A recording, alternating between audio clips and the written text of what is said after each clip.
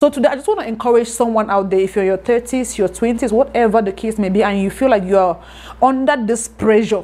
Sister, let's have a sister to sister chat, a single to single gist. Let's talk about this. Let's talk about this because it affects us singles, even in the Christendom. Most women, most ladies go to church, and all they do is they just fancy when they see a new guy. Oh, look at this guy. Maybe this is my husband. Maybe this. Maybe, and you forget to know that men, people see those insecurities. People see those things unconsciously that you do. You think about it. You start manifesting them. You start acting in them. And a girl will look at you like, what's wrong with this man? Why is she so desperate? Like, what's wrong with you? People see them. You might not know that people see them, and you are being looked upon like somebody who is so desperate, and it's not attractive. Like, it's not a good vibe.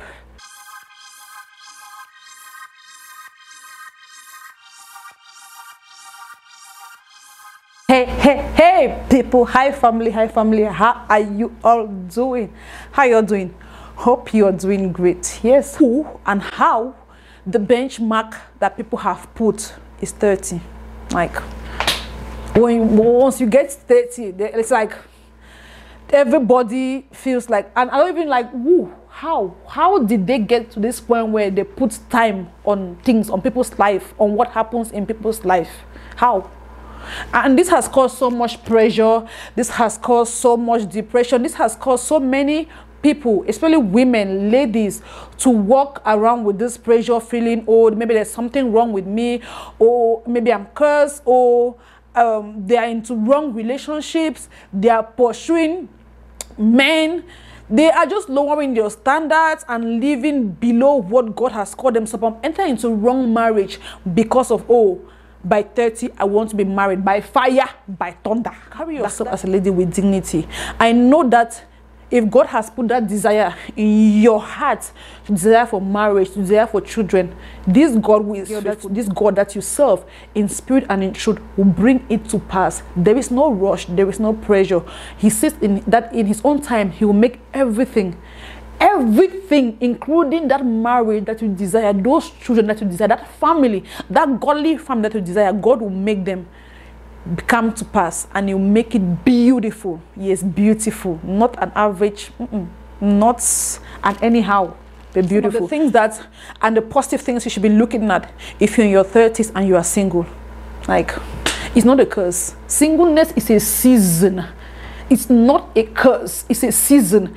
It's a season, I think, if you take advantage of it, girl, you will blossom. You will be all that God has called you to be. You will lay a foundation for your life and even that family that you desire. Yes. First thing I wanted to look at, like, that you should enjoy if you're single in your 30s or in your 20s. Enjoy the space. Girl, did you hear me? Enjoy the space. When you get married, you won't have the luxury of that space, having your home, your apartment, your bedroom all to yourself. You will need to share even when you are angry, even when you feel like you still need to share. So before you get there, enjoy the space, enjoy it now, because God will settle you. And when He settles you, let it not be that you wasted your single, just desiring, just being under pressure, being desperate, being depressed just to get married. Yep, that's the first thing I want to talk about. I also want to talk about exploring. When you are single, you can just wake up, pack your bag, explore the world, meet nice people, enjoy nature, see the world, like see the world. That's a luxury. That's a luxury in terms of when you get married. When you get married, you have to put a lot of things in check. Off work, will it correspond to the time my husband will be off work or my kids will be off school so that we can take a vacation? Vacation becomes a maybe issue, like a maybe. But when you're single, you can explore, travel, get knowledge, get wisdom, and enjoy other culture, other food. See the world much out there than to be confined in your bedroom, in your apartment, wallowing in sorrow because of what you don't have. Why don't you enjoy what you have? The luxury of traveling. Like. The third thing, when you are single, you have all the time, all it takes to build that career, to build that dream, to build that purpose, to build that destiny. Yes, saying, oh, the first black girl to be a neurosurgeon, the first black girl to go to the moon and come back, the first black girl to like just name it, just name it. You don't have things that distract you. You are focused. You are more focused. You can do a lot. You can invest that energy, the energy you're using to wallow, the energy you're using to throw a pity party for yourself, the energy you're using to depress yourself. You can put it into something productive, something useful, laying the foundation that your children, your husband, and your children's children will build on. Yes, will build on. So why don't you invest this time, this energy, like crushing those goals, being that kingdom lady, girl, boss, like boss chick in whatever you do. Yes. The fourth thing I want to talk about is why you're single. Why you are single. Invest. I mean, investment. One thing I've heard, I remember sometime I was sharing a goal with a very close family member, and the person was like, oh, why do you want to do this now? Why don't you wait until you get married, then you do this? Then in my mind I was like, okay, why and who? What rule on earth says that you cannot do investments, be it in real estate, in shares, in bank, whatever it is, when you are single? Like, who said so? Who? My question is, so you put your life on hold because you're single? It's not a curse. It's not a curse. Self-development doesn't have to go with status. Like, status is not a thing when it comes to self-development. You can develop yourself, whether single, married, teenage, whatever whatever stage of life you are in. So invest. Plan those investments. I have heard of stories of people who, before their parents even conceived them, they bought a share, a trust fund, an investment in the name of your unborn children. Like, come on. We cannot afford to allow our children to start from the scratch or the gutters where we began from. No. Build that foundation. The Bible says that a good parents leave an inheritance for your children, their children's children. What inheritance are you building? What foundation are you building now that you are single, for your children and your children's children? And remember, by doing that, I feel like you're calling those things that be not as though they were. You are acting in that. It's like you're prophesying to yourself. You're walking confidently in those things that you know that this God will bring to pass in your life. Yes, be intentional. Don't live your single life anyhow. No, because down the line, it will have a great effect on your life, on that family, on those kids that you are praying and asking God for. Many of us are praying and asking God for miracles, for things that we are not even prepared to handle them. No. We need to be prepared when we are praying for those things, those big things you are praying for. How much have you enlarged your capacity to contain that which you're asking God for? And this is one of the areas as a single you need to expand, develop, invest in yourself, not just in yourself, but in your unborn children. Another thing I feel like singles should do is be prayerful. Be intentional, read books, develop yourself, work in some areas, like reevaluate your life, look yourself in the mirror and ask yourself, how knowledgeable am I in this area of marriage? How knowledgeable am I in bringing children in the way of the Lord? How knowledgeable am I? Read books, pray. I want to talk about to do in your singleness. Find your purpose. Find your calling. Find that which God has called you to do. Find your calling. Find your purpose. Do those things that God has laid in your heart. Make the mistakes. Make the errors. Be gracious to yourself. Give room to learn.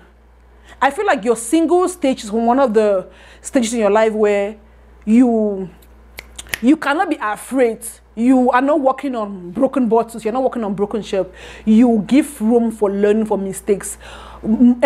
Get into those adventures. Make mistakes. Learn in your single. Because in your marriage, let me say, when it comes to parenting, there's certain mistakes that you do as a parent that are generational, that will affect your children. And it will also have a ripple effect on your children's children. But if you do those mistakes while you are single, it's just about you. You can heal, you can learn, you can be better.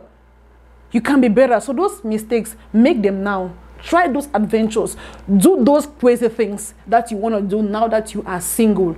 It's very important. It will mold you. It will shape you to be a better person. Equip to be that helpmate. Equip to be the foundation, the pillar of your home. Be it a male or a female. Another one great thing that I want to talk about being single. When you're single in your 20s, your late 20s, in your 30s, like you unapologetically know what you want.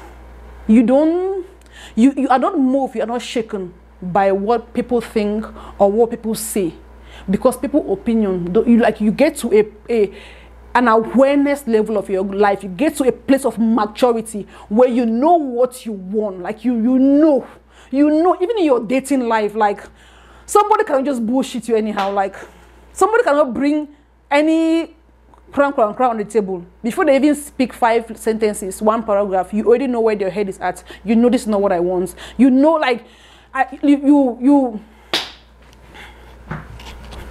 you can fish out bad energy and things that don't elevate you, things that you don't want. You can easily push them back. Like you are that mature. You are not a person pleaser. You have attained a certain level of maturity where you know what you want. You don't entertain time wasters. You don't entertain people who are going nowhere. Like see, it's like yeah. So some of the benefits, even in serving God, the Bible says that when you're single, you have all the time to serve God. Like you have all the time to attend all the night vigils, all the prayer meetings. Just like enjoy it now. Build that spiritual stamina now, because trust me, marriage is commitment. Marriage is work. Marriage is warfare. That's why even now the enemy fights marriages a lot. What the spiritual stamina you have built is what will sustain your house, your home, and that is you develop in your singlehood. When you get married, those routines, your prayer life, your words, the study of the word, your praise life. It's like it's now, sister, is now. So instead of worrying of what you don't have, lavish on all the good things you have and you can do and attain as a single. I know I sent out there was a group chat where we're talking about the singles, and there were a lot of women and people were giving their opinion. I'm just going to read some few comments of what ladies, women who are married, they gave, which were so encouraging and so inspiring that somebody might learn from. I'm going to be reading it from my phone. So this one says, see guys, if you're in your 30s, please don't be sad, don't be pressured. If you desire marriage, I bet you will still get it. You will still get married, and trust me, you will be grateful you took your time to get married to your spouse, and you will realize that this was your time, as you were just being prepared for it. Like another person said, it's better to be laughed at for marrying late than to be unable to laugh in marriage. Forever is indeed a long time. Who died and made 30 the cutoff age for getting married? First of all, please enjoy yourself and build your career, purpose and dream. Your purpose and your dream. Please take your time very, very well. Congratulations, and know that God is set to settle you. So, low-key, I miss being in a relationship, Sha. Let me not lie, I miss being in love, taken care of by a man. I want to really be married. Yes, nobody is saying that you don't have those times when there are days when I walk into my house maybe from work, and I feel like, oh, I wish I had someone to say, babe, welcome home. Or I wish I had kids who are running around to say, mom, welcome home. There are those moments. But will you allow those moments suppress you, suffocate you? Like, will you come and die? Like, will you, sister, will you kill yourself? So if you kill yourself, we will get married. How will you enjoy marriage? Like I thank God for how far I have come in my life, marriage and all. But honestly, if I would have chilled till I was 30 before getting married, I swear many things I should have done before marriage. Well, not necessarily 30, but many things I could have done before I got married, but I'm legit grateful. Somebody got married, she was saying that she would have chilled, but she's still grateful because there are many things that she would have done. They say rushing into marriage with the wrong person is without any doubt the worst thing that can ever happen to any human. Somebody say rushing into marriage with the wrong person is without any doubt the worst thing that can ever happen to any human. Somebody say I'm 30 plus and enjoy being single, but because I love and want kids, I'm stuck in a relationship. But if I had a child earlier, I would have enjoyed my life up to 41 and 42 before getting married. You see, somebody said because she wants a child and she wants to get married so badly, she's stuck in a bad relationship. Like who does that? Like those are some of the things that this pressure can put us through, because we are hanging on to something which is very unrealistic, unhealthy, and we think that's all that it is for us. Somebody says single life is such a blessing as it allows one to try a lot out and discover more and more about oneself. I just made mention of that. Somebody said not 30 yet, but I will say the older I get, the less I care about what people think of me or my lifestyle. Thank you. Somebody said the journey ahead is far. Enjoy life, please. Like, forever is too long to be entrapped in a relationship or in a marriage just because you were so desperate and you feel like, oh, I have to get married before 30. Like, how do you sacrifice a forever life with just a temporary or momentary satisfaction? And let me tell you guys, all these baby Niger and these fancy weddings you see, marriage is more than just a wedding. A wedding is a day, but marriage is a lifetime. Approaching 40 of age and still single tonight, it's not easy at all to cope with family and societal pressure. Sometimes it kills me inside. That's what we're talking about. It's not easy, but be encouraged. Keep yourself busy. Do those things that you like.